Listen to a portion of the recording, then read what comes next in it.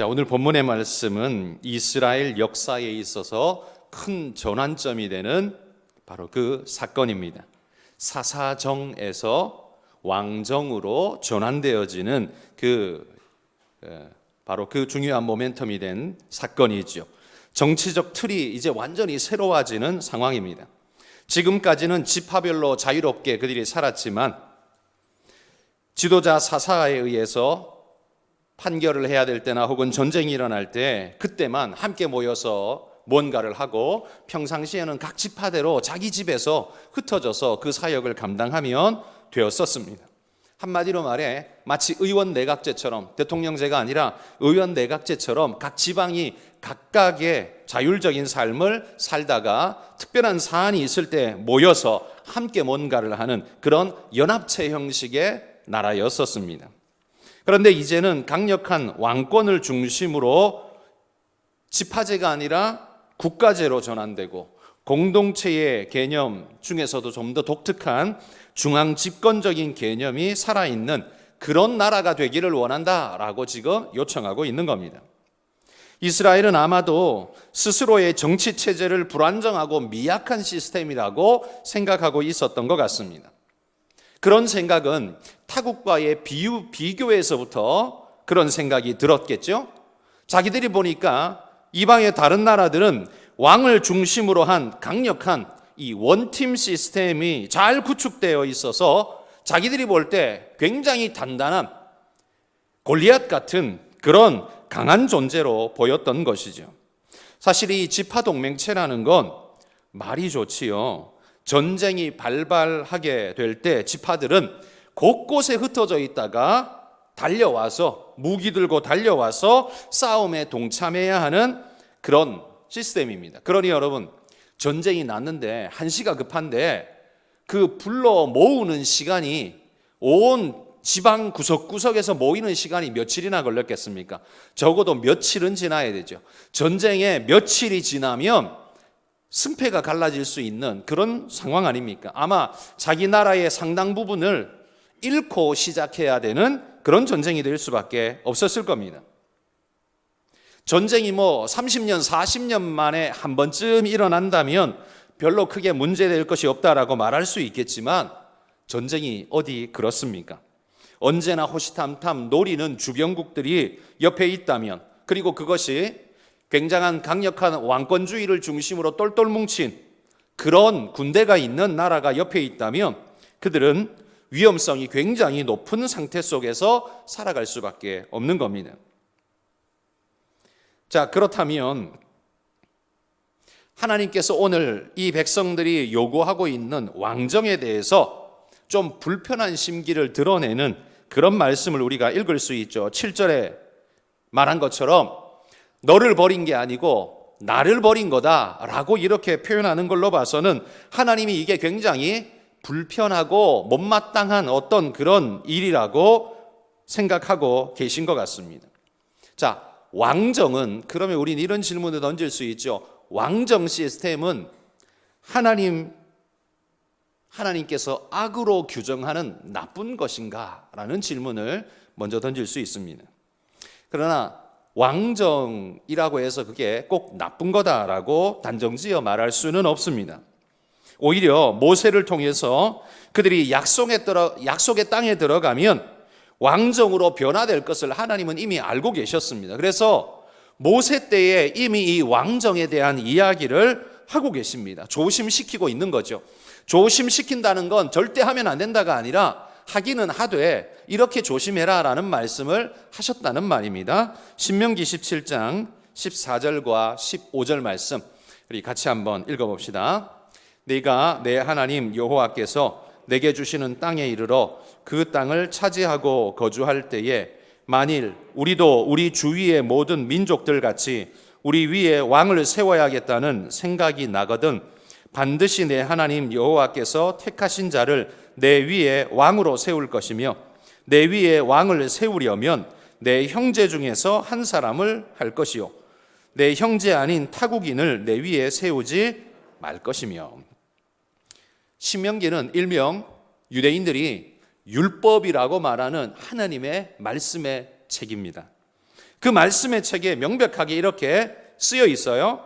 우리도 우리 주위의 모든 민족같이 우리 위에 왕을 세워야겠다라고 생각이 들거든 절대 안 된다 이렇게 말하는 게 아니고, 그렇게 말하거든 너희는 그들의 말을 듣되 왕은 꼭 너희 형제 중에서, 이방인은 안 된다는 거죠, 꼭 너희 형제 중에서 세울 것이라, 타국인으로 세우면 안 된다 이렇게 당부를 하셨다는 겁니다. 이 말은 허락하신 거죠.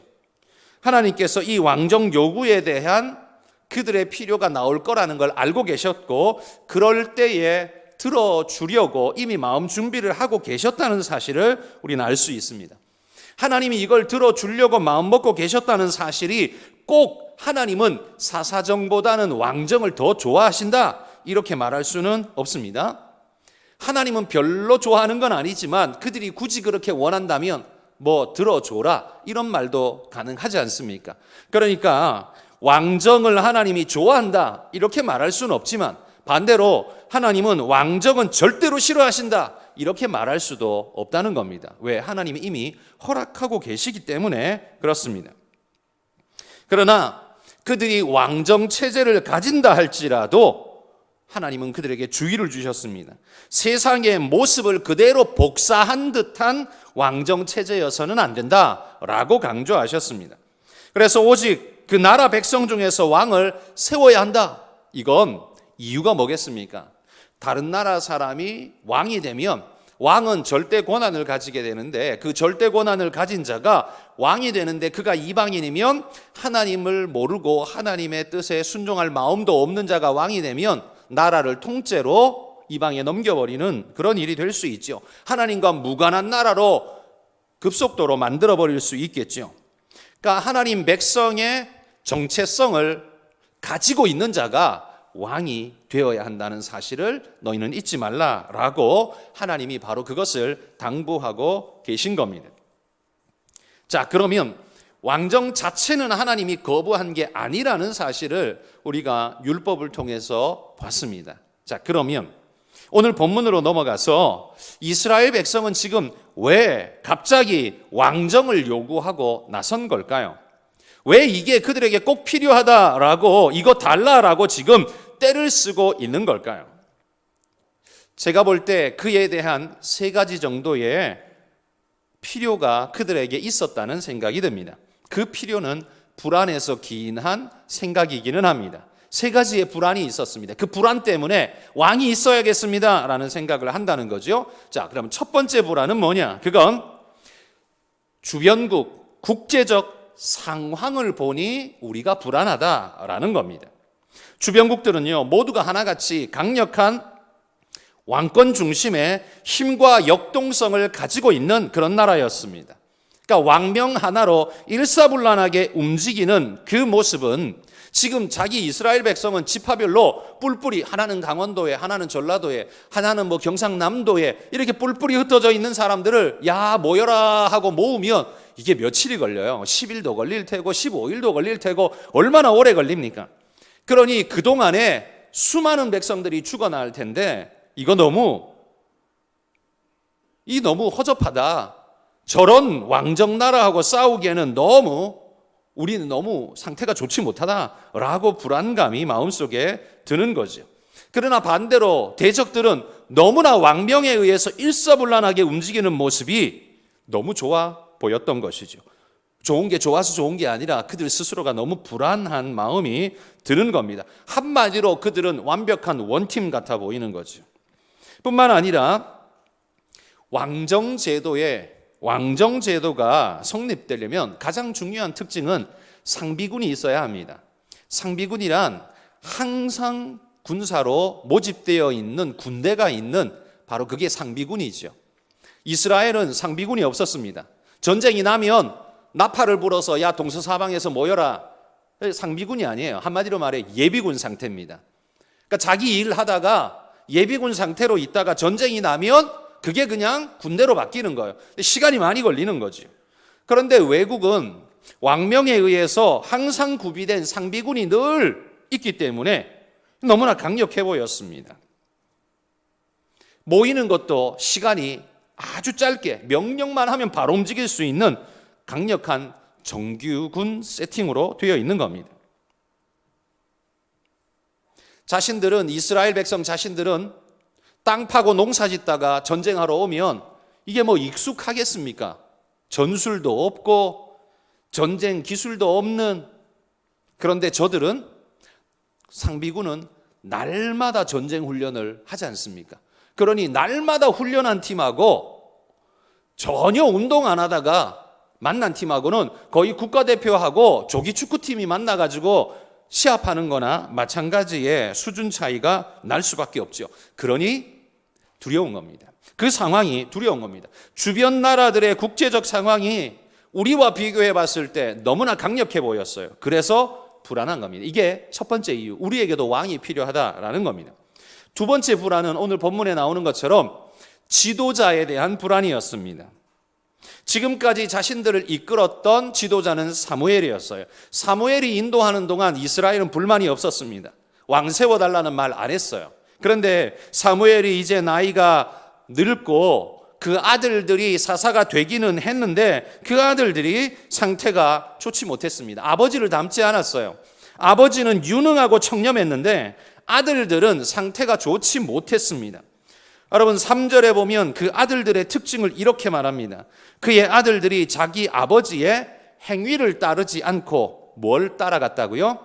이익을 따라 뇌물을 받았다. 그러니까 사무엘의 아들들의 핵심, 중심은 뭐였냐면 이익 따라가는 자들이라는 겁니다. 돈 되면 하고 안 되면 안 하는 존재, 그게 사무엘의 아들들이었다는 거죠. 그러니 여러분 이런 자에게서 무슨 정의를, 공의를 기대할 수 있습니까? 우리 미래를 공정하게 맡아주겠다라는 믿음과 신뢰가 생길 수 있겠습니까? 불가능하죠. 잘못하면 돈 받고 나라도 팔아먹겠다라는 불안감이 생길 수밖에 없는 겁니다. 그러니 지도자에 대한 불안이 새로운 왕을 달라라는 요청으로 옮겨갈 수밖에 없었던 겁니다. 세 번째 불안은 이스라엘의 조직의 불안이었습니다. 이건 첫 번째 국제 상황과도 연계가 되어 있는 건데, 타국과 비교해 볼 때 이스라엘의 조직 시스템은 불안하기 짝이 없는 시스템이라는 거예요. 군사도 전쟁이 나야만 모집되는, 훈련도 전혀 되지 않는, 그러다 보니 적군이 쳐들어오면 많은 것 빼앗기고 난 다음에야 수복해야 되는 늘 그런 전쟁을 치러야 하는, 늘 손해보는, 한두 발 뒤로 그냥 늦을 수밖에 없는 그런 모양새였습니다. 이게 조직적이지 못한 거죠. 게다가 일정한 체계도 없고 자유분방하게 흩어져 있으니 이걸 한꺼번에 결집한다는 게 이게 쉬운 일이 아닙니다. 왜 우리가 공부를 해도요, 밖에서 막 뛰어놀다가 딱 앉아가지고 책을 딱 펴면 책이 눈에 들어옵니까? 안 들어오죠. 이게 머리도요, 이게 워밍업을 좀 해줘야 이게 공부가 되거든요. 방금 전까지 전혀 딴 걸 하고 있다가 갑자기 책상에 앉는다고 해서 공부가 되지 않습니다. 이게 공부, 이 패턴으로 머리가 조금 시스템에 맞추도록 시간이 필요한 거예요. 근데 이스라엘도 그런 거죠. 농사 짓다가 전쟁으로 군대 모집했는데 이거 제대로 되겠냐? 시스템이 갖춰주지 않기 때문에 그들에게는 이게 제대로 돌아가 보이지 않는, 너무 어설픈 거죠. 일명 거의 당나라 군대였습니다. 이것 가지고 내가 어떻게 믿고 살겠나라는 생각을 할 수밖에 없다는 거예요. 자, 이런 세 가지 이유로 인해서 이스라엘은 왕을 꼭 필요로 하다라고 말할 수밖에 없었다는 겁니다.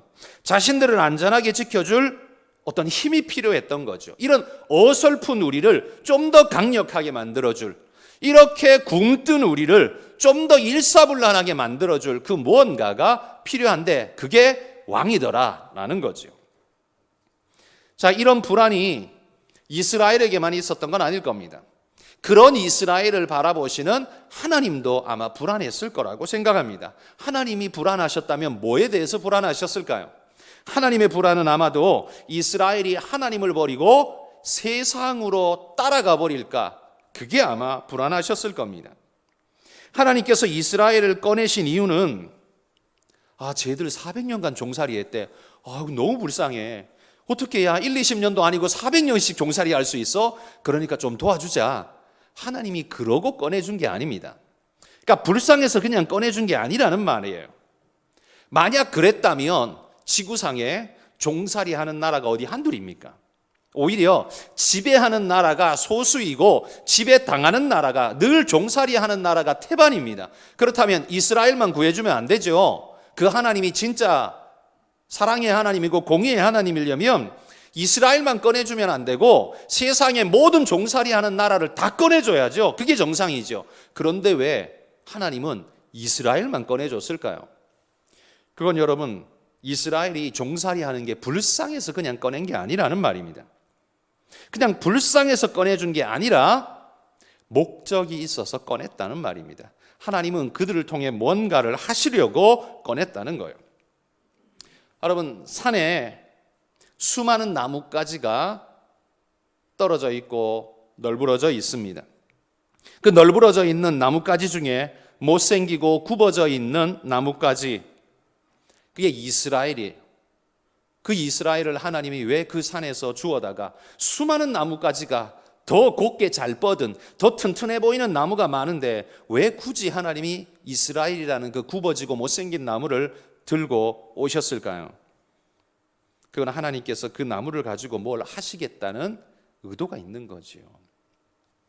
하나님은 불쌍해서가 아니라 어떤 하나님의 계획과 목적을 가지고 오셨다는 겁니다. 그렇다면 수많은 산에 널브러진 다른 나뭇가지와는 다른, 차원이 다른 목적을 가지고 있기 때문에 차원이 다른 목적으로 그들이 살아야 할 것 아닙니까?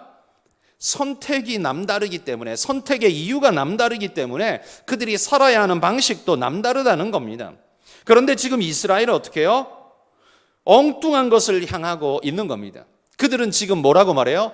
나도 저 산에 있는 저 나무들처럼, 나도 편하게, 나도 널브러지고 싶고, 나도 그냥 좀 어떻게 하고 싶어. 늘 그렇게 지금 말하고 있는 것과 마찬가지라는 겁니다.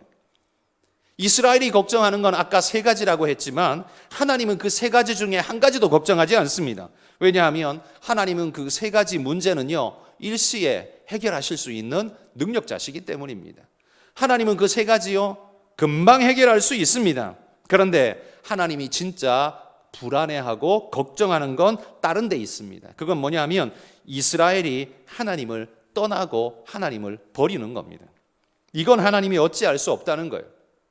무능해서 어찌할 수 없는 게 아니라 그렇게 하는 그들에게는 내가 어떻게 손댈 수 없다, 손대지 않겠다는 거예요. 그것만큼은 하나님께서 막고 싶은 거죠. 하나님이 이스라엘을 보며 불안한 건 저들이 하나님을 버리고 세상처럼 가버릴까 봐 불안하셨을 겁니다.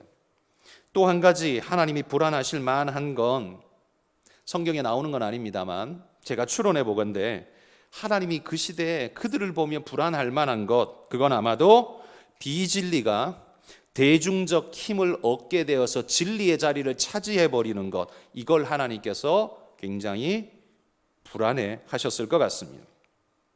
힘이 곧 법이라는 세상적 진리가 이스라엘 마음에 자리 잡는 것, 이것만큼 두려운 일이 없는 거죠. 지금 이스라엘이 뭘 기대합니까? 사실은 힘을 기대하고 있는 거거든요. 왜? 불안하니까 힘을 가져야겠다는 거죠. 그런데 그것이 지금은 불안하니까 힘을 갖겠다라고 말하지만 그것이 조금만 더 나가면 어떻게 돼요? 힘이 곧 진리다라는 것으로 인생은 그렇게 귀결되어질 수밖에 없는 연약한 존재인 겁니다. 이제는 더 이상 그렇게 되면 하나님이 기준이 아니라 힘과 돈과 능력이 그들의 기준이 되어버릴 수밖에 없다는 거지요. 이런 비진리가 보편적인 사람들의 인정과 지지를 얻게 될 때, 이거 힘이잖아요. 힘을 얻게 될 때 그것이 만들어내는 결과는 비진리가 진리가 되어버린다는 겁니다. 비진리가 진리의 자리를 차지하고 진리의 권세를 누리게 된다는 겁니다. 하나님은 바로 이게 굉장히 걱정스러우셨을 것 같습니다. 인간의 역사도 신을 숭배하고 신을 섬기던 역사가 지구상의 역사의 거의 대부분입니다. 계몽주의를 지나오면서 인간은 신을 버리기 시작했고 지금은 거의 신을 많이 버렸죠. 물론 많은 사람들이 종교인이 아직도 지구인의 절반은 종교인입니다. 절반은 아예 안 믿는 사람들이고요. 아직도 여전히 믿는 사람들이 많지만 어쨌든 계몽주의, 역사 속에 보면 계몽주의를 지나가면서 인간들은 하나님을 버렸습니다. 자신들의 물질적, 경제적 발전을 놀랍게 앞당겨 줄 수 있는 그런 원리와 법칙과 기술을 발견하면서 이제 더 이상 하나님이란 존재가 필요 없고 거추장스럽기 시작했습니다. 그러니까 이 계몽주의, 창조부터 계몽주의 시기까지 오는데 너무나 오랜 시간이 있었지만 사실 계몽주의로부터 하나님을 버리는 데까지는 너무나 짧은 시간, 한 뼘밖에 안 되는 시간, 순식간에 하나님을 지워버렸다는 겁니다. 초기의 계몽주의자들은 그래도 기본적으로 하나님의 존재에 대한 인정까지는 해줬습니다. 그래, 하나님은 있기는 있어. 그런데 세상 만들어 놓고 원리와 법칙대로 돌아가게 해놓고 하나님은 이거 신경 안 쓰셔. 그렇게 그들은 초기에 계산을 했습니다. 일단 지금까지 해온 관성에 따라서 하나님이 아예 처음부터 없다라고 말하기에는 그들도 부담스럽거든요. 그래서 하나님이 있다는 것까지는 인정해 줬습니다. 그러나 관계는 안 하셔. 이제부터 이제 단절이 일어나기 시작하죠. 그러다가 이 존재할 필요가 없어 보이는 겁니다. 그러다가 이제는 세상을 통해서 하나님이 없어도 될 이유를 발견하고 그 증거를 하고 들이대는 것이 진화론이라는 걸 가지고서 하나님을 지워버리는데 아주 절묘하게 사용했죠. 여러분, 지금도 여전히 비진리가 대중적 힘을 앞세워서 사회를 지배하고 있습니다. 그게 스스로에게 유익한 것처럼 사람들은 생각하지만 사실은 유익보다 해악이 훨씬 더 많다는 걸 그들은 알지 못합니다. 그들이 얻은 유익이 돈으로 치자면 훔쳐온 돈인지 땀 흘려 번 돈인지 따지지 않는다는 겁니다. 그냥 돈만 있으면 된다, 이런 식입니다. 그렇게 되면 사회는 물질이 있어서 유리하기는 하겠지만 기준과 진리를 잃어버린 사회는 기준선이 사라진 사회가 됩니다. 예전에도 제가 이런 비유를 드렸습니다. 제가 운전을 배운 초기에 차선이라는 게 귀찮았습니다. 거기다가 맞춰서 집어넣고 달려야 된다는 게 되게 귀찮아 보였습니다. 사실 실력이 없으니까 그런 거죠. 이거 없으면 내가 좀 편하게 다닐 것 같은데. 근데 여러분, 도로에서 그 편도 4차선, 왕복 8차선 도로에 차선도 중앙선도 아무것도 없다고 생각해 보십시오. 어떻게 될까요? 난리 나는 겁니다. 난리 나는 거예요. 소통이 이루어질까요? 절대 이루어지지 않습니다. 금방 꽉 막혀가지고요, 사고 나고 막혀가지고 그 도로는 쓸모없는 도로가 되고 말 겁니다. 그 차선이 운전이 좀 미숙할 때 미숙한 나에게는 이게 되게 불편해 보였습니다. 이게 기준이란 거고 진리란 거거든요. 근데 그게 있을 때 되게 불편해 보였어요. 그런데 이게 없으면 편할 것 같은데 없어지면 어떻게 되느냐? 난리 나는 거예요. 여러분, 큰 도로에 아스팔트 새로 깔고 라인을 긋지 못한 상태에서 그 도로 들어가 보셨습니까? 요즘은 그래도요, 라인 빨리 긋죠. 라인을 못 그으면요, 거기다가 딱지라도 붙여줍니다. 형광 딱지라도 붙여가지고 차선처럼 보이게 해줘요. 그런데 예전에는 제가 처음 배우고 사거리인가? 도로에, 큰 도로였습니다. 사거리에 아스팔트를 새로 깔았는데 이게 차선이 없는 거예요. 중앙선만 그려놓고 차선이 없는 거예요. 야, 정말 식은땀이 죽죽 나더라고요. 옆에서 갑자기 차가 막 쑥쑥 밀고 들어오고 이게 어떻게 될지 모르는 두려움이 있더라고요. 진리가 없으면 편할 것 같지만 진리가 없으면 세상은 망합니다. 사람들은 전부 다 위험에 처하게 되고요, 모든 것이 파괴의 길로 가게 되어 있습니다. 지금 진리는 없고 네가 진리다라고 말하지만 그건 차선, 그거 다 지워버려라, 네가 차선이다 라고 말하는 것하고 같죠. 끌고 나가면 어떻게 됩니까? 죽음의 길을 걷는 거예요. 굉장히 위험한 겁니다. 자, 그러니 하나님이 보실 때 이 백성들이 지금 추구하고 있는 게 얼마나 불안하고 두려워 보일까요? 하나님의 불안은 아마 거기 있었을 것 같아요. 사무엘은 그럼 편안했을까요? 제가 볼 때 사무엘도 불안했을 것 같습니다. 왜 불안할까요? 아마 그 불안의 첫 번째는 이 백성들이 하나님을 밀어내고 인간 왕에게 집착할 것 같은 불안이 마음에 있었을 겁니다. 하나님이 경고하신 내용이긴 한데 이들이 꼭 그 길로 갈 것만 같아요. 하지 마라 그러면 꼭 그 길로 갈 것 같아요. 왕정이 비록 하나님께서 모세를 통해서 이미 허락하신 바이기는 하지만 그 왕정도 방향성이란 게 있죠. 어디로 가야 하는지에 대해서 하나님이 말씀하셨는데 그 방향성을 무시하고 이게 인간에게 집착하는 방향으로 세상 같은 왕정으로 갈 것 같습니다. 여러분, 이 불안, 이 얼마나 불안한 일입니까? 그런데 사무엘이 그 백성들에게 야, 이건 아니잖아, 이렇게 하면 안 돼, 이건 아니야 라고 말하면 사람들은 사무엘에게 뭐라고 말할까요? 자기 자식 사사 안 시켜준다고, 왕 안 시켜준다고 지금 딴지 거는 거야? 아마 그렇게 말할지도 모릅니다. 자기가 사사라고 기득권을 내려놓지 않겠다고 지금 고집 부리는 거야?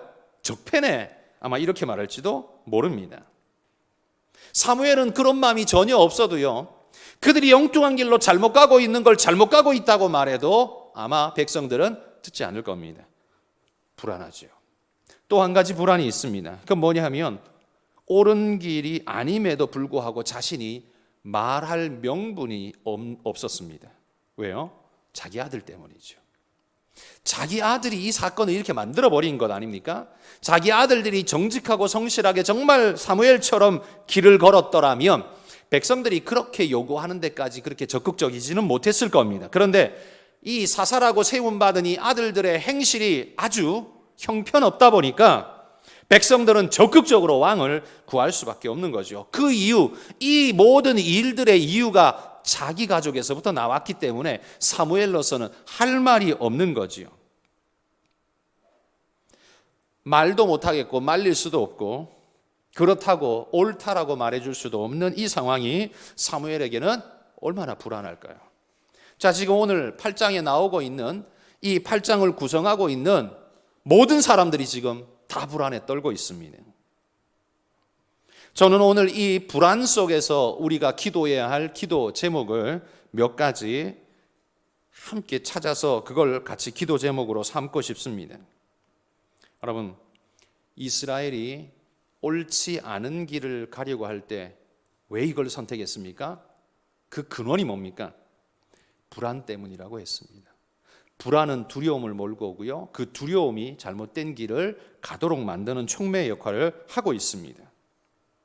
이스라엘이 주변국을 보면서 갖게 된 이 마음의 불안은 하나님이 원하시는 방향이 아님을 알면서도 굳이 그 길을 가야겠다라고 결심하게 되는 요인이 되어버렸습니다.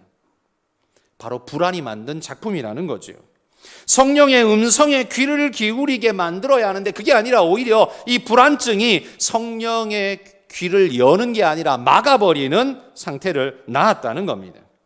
여러분 자신을 한번 돌아보십시오. 여러분은 하나님의 뜻을 100% 순종 잘하면서 왔습니까? 때때로 하나님의 뜻이 아닌 줄 알면서도 그 길을 걷지 않았나요? 그렇다면 그런 경험이 있으시다면 한번 생각해 보십시오. 나는 왜 하나님의 뜻을 그때 거부했을까? 이유가 뭡니까? 이유는 대부분 딱 두 가지입니다. 하나는 이익이 있거나 또 하나는 불안하거나 둘 중에 하나입니다.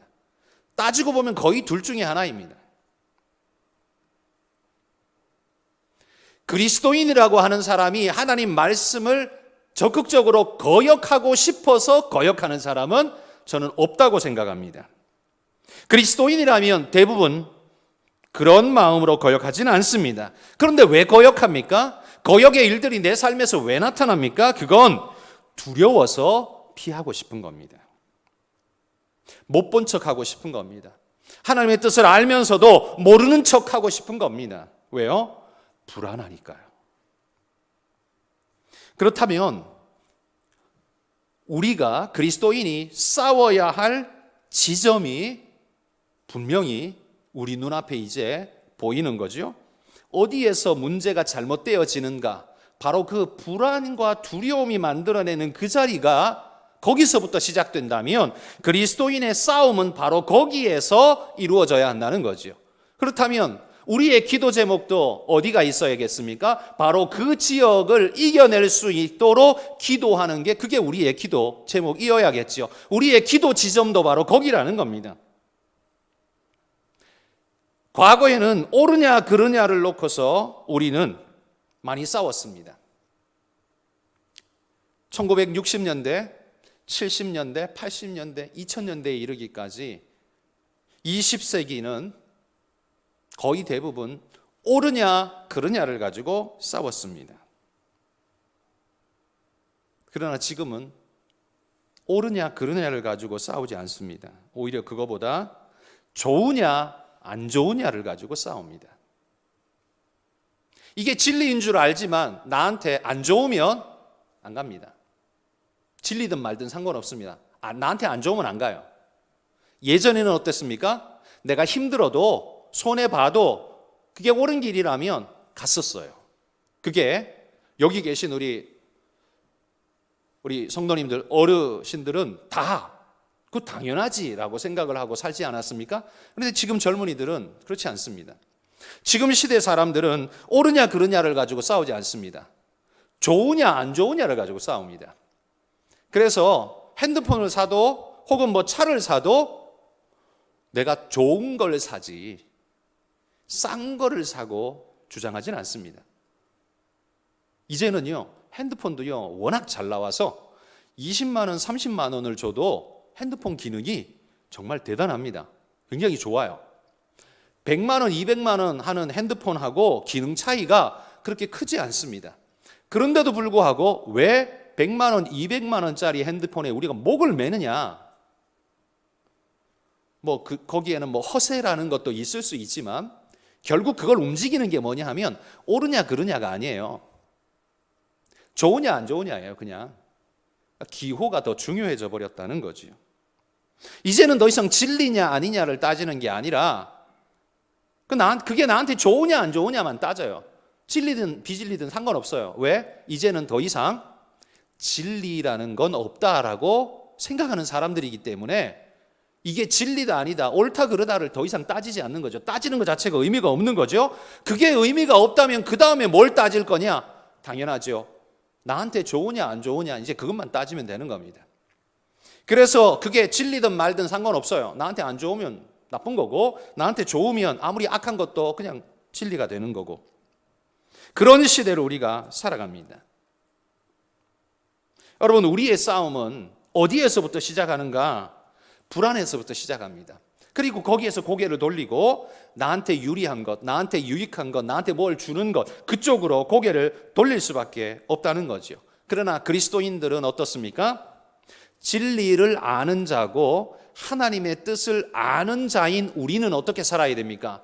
좋으냐 안 좋으냐를 가지고 사는 게 아니라 우리는 옳으냐 그르냐를 가지고 살아야 됩니다. 그런데 이게 지금 시대 사람들이 볼 때는 완전 꼴통인 거죠. 이게 완전 꼴통인 거죠. 그래서 이 시대 사람들이 그리스도인들을 볼 때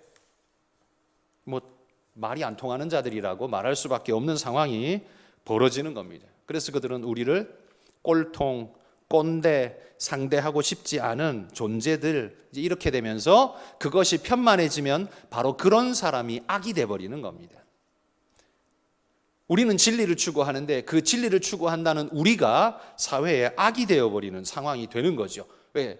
그들이 말하는 선과 악, 진리와 비진리는 상대적인 것일 뿐이니까 우리가 악이 되어버리는 거죠. 자, 그러면 우리는 그런 삶을 포기해야 됩니까? 그럴 수는 없죠. 그래서 이게 그리스도인의 십자가입니다.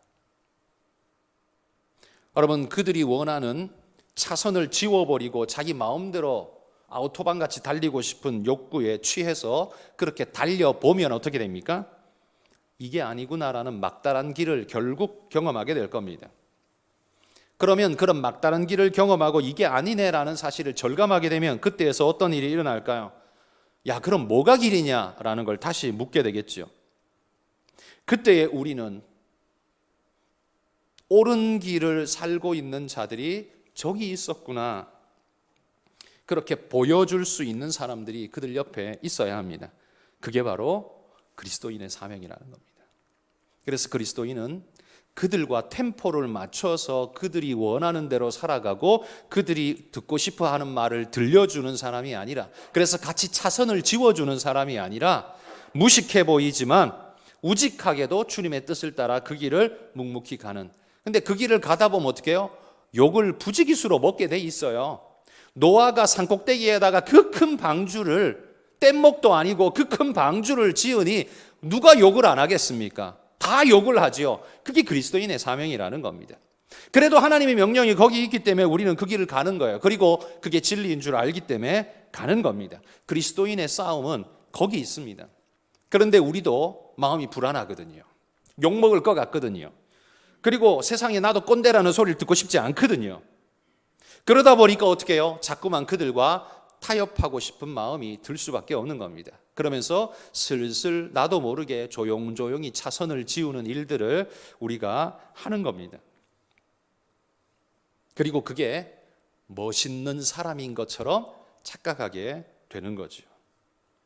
결국은 모두가 죽는 길인데 말이죠. 여러분, 불안에 떠밀린 사람들은 진리와 비진리를 바꾸는 한이 있어도 그들은 안정감, 자기 마음의 안정감을 찾아갑니다. 하나님이 우리의 참 왕이시지만 눈에 보이는, 그리고 현실적으로 또 즉각적으로 나를 보호해 줄 수 있는 상비군이 있어야 내 마음이 놓인다라는 거예요. 그게 그들의 마음이었거든요. 그래서 밀어붙이고 있는 겁니다. 옳아서가 아닙니다. 불안해서, 두려워서 그렇습니다. 그리고 그 두려움을 제공한 사무엘의 아들들, 사사들은 참 나쁜 사람들인 게 맞는 거죠. 우리가 그런 사람이 되어서는 안 될 것입니다. 우리는 그들의 마음이 불안해서 벗어날 수 있도록 안정을 줘야 합니다. 그래야 진리의 길을 볼 수 있는 눈이 열리고 마음의 평정의 길을 찾아갈 수 있는 겁니다. 두 번째 우리가 기도 제목으로 삼아야 할 건, 진리나 명분이 우리 삶을 주장하는 게 아니라, 잘 보십시오, 욕심이 우리 삶을 주장하고 있는 게 현실이라는 겁니다. 이스라엘은 사무엘에게 이렇게 강력히 요청합니다. 그 이유 중에 하나가, 당신의 아들들은 당신을 따르지 않습니다. 그래서 우리가 불안합니다. 그래서 다른 왕이 필요합니다. 사무엘은 할 말이 없었을 겁니다. 그렇죠?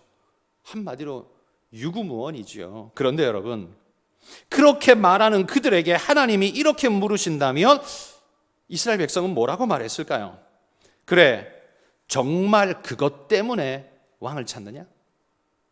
정말 그것 때문에 네가 왕을 찾고 있는 게 맞느냐? 다른 이유 아니냐 혹시? 라고 묻는다면 그들은 뭐라고 말을 할까요? 너희들이 진짜 너희의 왕이 하나님이라는 사실을 믿는다면 그 밑에 그냥 이름을 가지고 있는 사사나 누군가가 좀 잘못한다고 할지라도 하나님 얘 좀 바꿔주세요, 이런 말은 할 수 있겠지만 다른 왕을 세워주세요, 이건 본질적으로 완전히 엉뚱한 소리 아닙니까? 잘못된 이야기 아니에요? 사실 이스라엘 백성이 많은 명분을 내세우지만 그들이 왕을 찾는 이유는 결국 깊숙이 들어가면 불안 때문이고, 또 하나는 욕심 때문입니다. 결국 불안과 욕심입니다. 아까 제가 말했죠? 이익이거나 불안 때문이거나 둘 중에 하나님의 말씀을 우리가 알면서도 거역한다는 것. 이유는 이익 때문이거나 불안 때문이거나, 그러니까 이익을 욕심이라는 말로 바꿔보십시오. 욕심 때문에 내가 하나님의 뜻이 뭔지 알면서도 그거 안 해. 나 봉사 안 해. 나 순종 안 해. 나 못 안 해. 내가 왜 그거 해? 라가 되는 게 뭐 때문이에요? 욕심 때문이거나, 혹은 엉뚱한 길을 가는 이유는 불안 때문이거나, 둘 중에 하나라는 겁니다. 강력한 왕권이 뒷받침된 나라가 되어서 강력한 나라가 되고 싶은 욕구, 욕심, 그것이 욕심 중에 하나일 겁니다. 또 하나는, 야 이제는 더 이상 불안에 그만 떨고 싶다라는 인간적인 마음, 그 또한 욕심. 하나님이 야 하나님이 왕이시긴 한데 혹시 안 도와주면 어떡해? 우리도 뭔가 플랜 B가 필요하지 않아? 그런 불안. 결국 그게 그들로 하여금 왕을 구하게 만들었다는 거지. 여러분, 이스라엘이 내세우고 있는 명분은 틀리지 않다라고 생각합니다. 한마디로 말해 합리적이라고 생각합니다. 저는 이스라엘이 내세우는 명분의 합리성을 인정해 줍니다. 그러나 그렇다고 해서 그게 그들의 진짜 이유 같지는 않습니다. 결국 우리가 하나님의 길에서 벗어날 때 뭐 때문이었습니까? 수많은 이유를 사실 나열하지만 그건 포장된 이유일 뿐이고 사실은 욕심 때문입니다. 많은 부분 욕심 때문이었습니다. 혹은 불안 때문이거나요. 드넓은 산천 초목에 여러분 비가 내리면 넓게 퍼지지만 결국 그게 어디로 가요? 그게 계곡으로 흘러서 모여서 계곡으로 흘러갑니다. 우리에게 수많은 이유가 흩어져 있지만 그거 모이면 어느 계곡으로 가냐? 결국 불안과 욕심의 계곡으로 흘러가게 된다는 말이죠. 그렇다면 우리는 다시 이런 질문을 스스로에게 던져야 할 겁니다. 나를 끌고 가는 나의 왕, 나의 명분은 무엇인가? 내가 오늘 이 모양으로 살고 있는, 내가 지금 이렇게 살고 있는 이유는 뭐 때문인가? 우리는 겸손하게 그 질문을 할 수 있어야 한다는 거죠. 세 번째 교훈은 우리가 온전하지 못하면 진리를 알아도 진리를 말할 수 없게 된다라는 사실이죠. 사무엘을 보십시오. 이 상황에 사무엘은 알면서도 말할 수가 없었습니다. 말해도 그들이 듣지를 않을 수밖에 없는 그 근거를 사무엘이 자기 가족들이 만들어줬기 때문이죠. 할 말이 없어서가 아니라 부끄러워서 말할 수가 없는 겁니다. 오늘날 한국교회의 상태가 딱 지금 이 사무엘의 상태라고 생각됩니다. 우리에게 진리가 없는 것이 아니라 진리는 가졌는데 정작 부끄러운 우리 모습 때문에 유구무원이라 전도할 수가 없는 겁니다. 여러분, 요 근래에 한 30년 동안을 지켜보십시오.